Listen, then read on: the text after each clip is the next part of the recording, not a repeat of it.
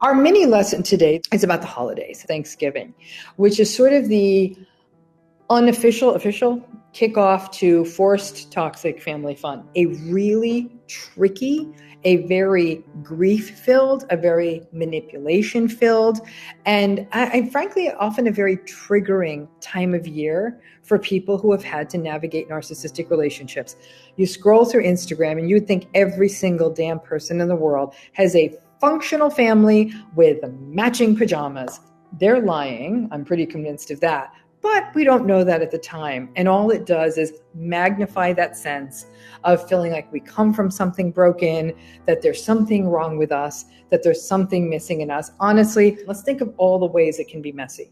Narcissistic family of origin, where every year it is sort of like, as they take out the platters to serve the food and the gravy boat and the tree, somehow they dust off all that guilt they left in the corner from the prior year so they can roll over you with it. So whether it's guilt about where you're supposed to show up or whose house it's supposed to be at, or how could you not come here? My favorite is when the vulnerable narcissistic parent says, well, this may be the last Thanksgiving I'm alive. So if you don't come, then maybe you're going to miss that. But I was never that important to you and you never appreciated all I did. You know this song, right? A big challenge at the holidays. And I think that this is a challenge for people all year round in narcissistic relationships. We want this time of year to look a certain way, whether it's how you decorate a home, or whether it's how you have dinners, whether it's how you get the gifts together. Every year, this particular time of year, for many people, it takes that disappointment and distills it in a more intense way. Many of you feel like you're competent adults, more than competent adults,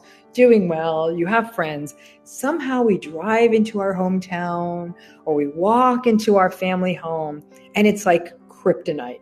You kind of go from sort of superhero-ish to feeling like I'm 5 years old and anxious and scared and hypervigilant again. You end up feeling, once you go back for the holidays, you're the kid who's not enough. There's the other issue of grief. There's so much loss that can be felt. It could be the loss of feeling disappointed from childhood experiences, the loss of what you've always wanted it to be since you were a kid. You still have to face the enablers at the dinner table. You still feel like you're having to prove your life and trying to be what they wanted you to be. But I don't believe all is lost. I think that there's a way to go into the holidays, because the key, and this is where radical acceptance comes into play. I know everybody hates radical acceptance, but it really comes down to being prepared. You know what you're up against.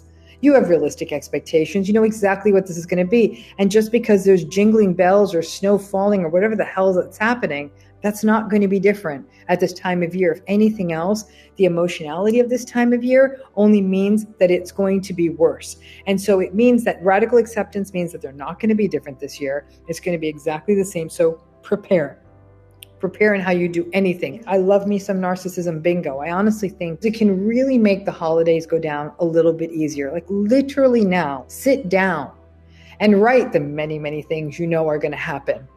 And as they happen, your bingo points can add up to something, a massage, a lunch with a friend, or even a promise to yourself that once we hit 5 on this bingo card, I'm out of here. And also, for a lot of you, this is often a first holiday that you're navigating no contact. It might be a first holiday that you're navigating not having your kids during the holidays. Create some holiday traditions that involve healthy people.